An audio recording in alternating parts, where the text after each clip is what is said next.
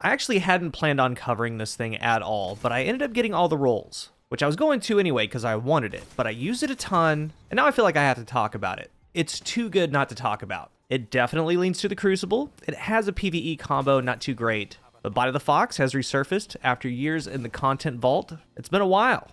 It brings some new things, but also brought some of its old things back. And if you've been following me, you know how I'm getting ready to start out this review.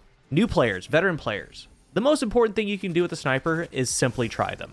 Because snipers in Destiny, to me at least, are one of the most player-focused weapons there are. Like, we have the Immortal. You could put it in anybody's hands, it's going to do well. Maybe you're watching this video at a later date and that thing's nerfed to the ground, but there was a time.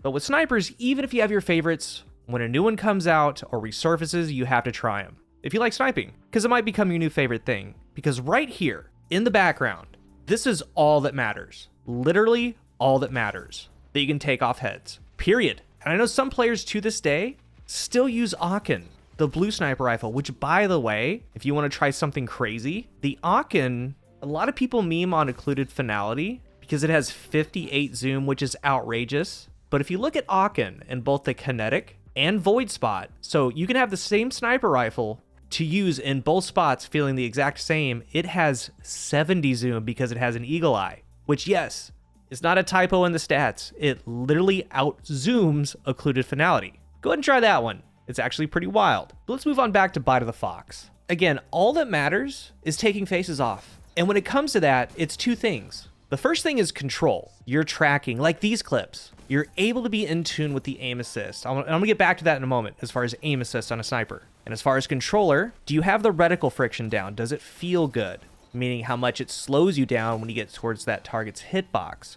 And the second thing, putting all that together, how fast and efficient are you at doing that?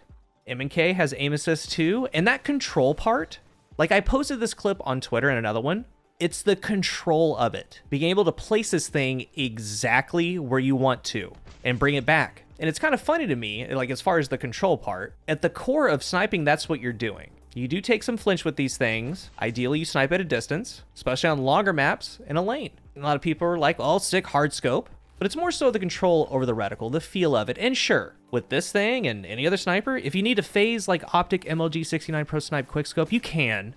I mean, I almost threw some MLG horns behind this thing. So here's some of those to make that crowd happy. And go back to 2007 real quick. A little reactive sniping. But when it comes to aim assist on a sniper, it's pretty cool. It's somewhat different than most other weapons in the game, because really think about it and why all snipers feel completely different.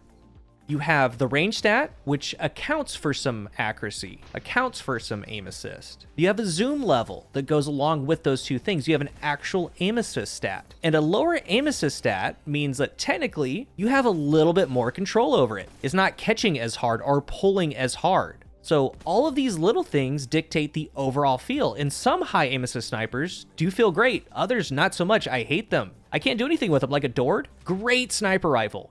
I hate it. Feels completely off to me. So much so, I don't even have it anymore. Sure, I could pull it from the collections, but I've deleted it, never going back. And there's some of you listening, watching, they probably have 5,000, 10,000 PvP kills on their Adored because it is good. The point is, you do you. And when it comes to Bite of the Fox, one of the biggest things on feel is this little dude right here, the Chevron. I don't mind it. It's on Mida, it was on the old Soul Survivor. It's on a couple weapons. A lot of you will never get past this reticle, and that's fine. And there's some of you that really enjoy this type of thing. It has 43 zoom, 41 aim assist, chevron reticle, midline stats as far as range and stability, and those stats on a sniper, important, but not as important as something like handling. You do want to get as much handling as you can on a snipe when it comes to the Crucible. But in the end, it's all about perks and feel. To me, there's 4 to look at. Each one's going to feel different. There's 1 for PvE, the other 3 are for the Crucibles. Let's talk about PvE really quick. With what's available to me, what makes the most sense is Rapid Hit Vorpal. Try to get extended, if not put on backup, because like think about damage phases with a div bubble. Multiple hits, maybe get 2, rapid hit times 4, you get that fast reload, you have the Vorpal damage, and you would take that over something like Envious Assassin. For the perks, third column, snapshot, rapid hit, firmly planted, slick draw, no distractions, Envious Assassin. Final column, fourth, explosive payload, moving target, opening shot, Vorpal, under, over, Iron Gaze.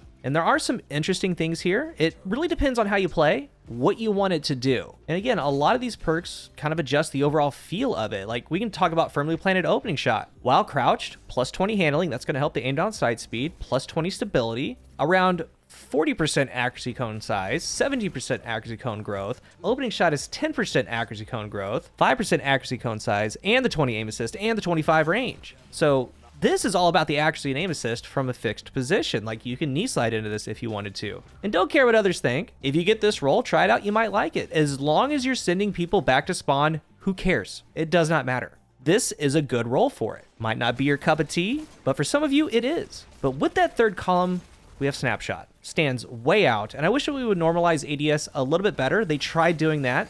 They do feel better, but the high impact suffered from extremely low inherent handling. This one has a base 25 handling that is felt, so is scalar. A dexterity. Definitely snapshot helps that out. You might be thinking about slick draw, and you want to talk about change to feel. You get max handling at the cost of like 70-80% accuracy cone size. You may love it. I didn't. Especially when snapshot's here. It threw it off way too much for me. We have no distractions, maybe you have on Ophidians, or double, triple targeting. Most will go with snapshot, that's tried and true, 1 out of 6 for the most part. In that fourth column, we can take out under over, we can take out Vorpal. This leaves Iron Gaze, opening shot, moving target, explosive payload. For most of you, opening shot, and I got the roll. There are a couple clips in here, like 2 or 3 with this roll. Opening shot is somewhat of a broken perk on snipers and shotguns, and it has been for a while. And when you look at this thing, I'm getting ready to talk about Iron Gaze in a second. We have plus 20 aim assist, plus 25 range, accuracy cone size, and growth, just for shooting the weapon. Iron Gaze is plus 20 aim assist, negative 30 range. Let's think about that for a second. With Iron Gaze, you get what opening shot gives you on the first shot of attack at all times, but you lose 30 range. You get no accuracy help. Let's remember range is tied to accuracy and aim assist, especially on the high end. So what are you really gaining? I'm telling you, it's about a 50-point swing in range, because what you want to do is try to get Bite of the Fox to 75 range. That's it. The base is 70. Literally any range added will get you to the threshold of 75, but let's just say we get it to 80 range. Maybe the only range you got was Hammer Forged, 80 range. Opening shot gets it to 100 range. It goes to the cap, adds plus 20 aim assist, gets the aim assist stat to 61, adds an accuracy help on 2 fronts on the accuracy cone. Exactly where you want to be. I mean, really. With Iron Gaze, starting at 80, you get down to 50 range, you get the plus 20 aim assist, no accuracy, just doesn't make sense. Like, I believe opening shot is the clear winner. You can try Gaze, you might love it, but a 50-point range swing, giving the same aim assist, plus accuracy help, I suggest opening shot. We have moving target snapshot, tried and true, nothing wrong with that. Goes to 51 aim assist. You have a strafe scalar, and then we have explosive payload. This is my choice. This is my personal choice. There's a couple other explosive payload snipers out in the game since this thing first came out, and I like it for a couple of reasons. I think it hits well, that's placebo, especially in hipfire. It just feels good, but the main thing is the splash damage. The bullet is divided into the actual bullet impact and explosive damage, so 79, 79. There's an opportunity to splash up to 79. It could be on the floor, it could be on the wall. It can and does come up.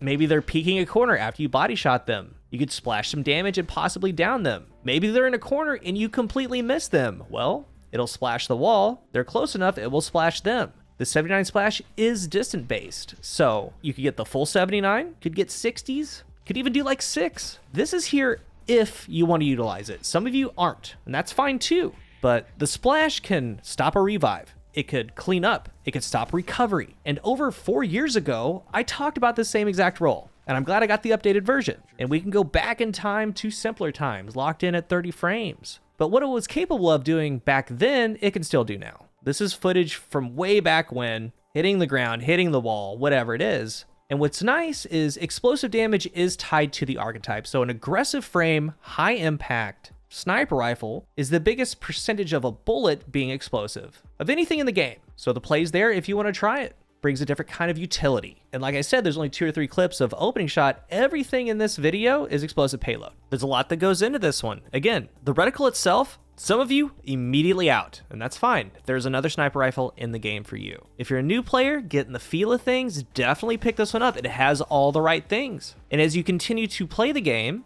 especially using different weapons, different styles of snipers, different zoom levels, aim assist levels, range stats, all of them, over time, you'll start getting a feel for them. I've always felt that Bite of the Fox does a lot right as a high impact. Massive body damage for the cleanup when you switch to your other weapon, can take out supers by itself. There's a lot to like with it. In the end though, it's all about you. Everything I talked about is a suggestion, things that I like about it. And yeah, now that I have the updated version and I've been using it, doing well with it, I do plan to take it into trials as a kinetic snipe when the time comes up. I feel very confident in it, and that right there is something you're gonna have to find out for yourself, if you can be confident in it.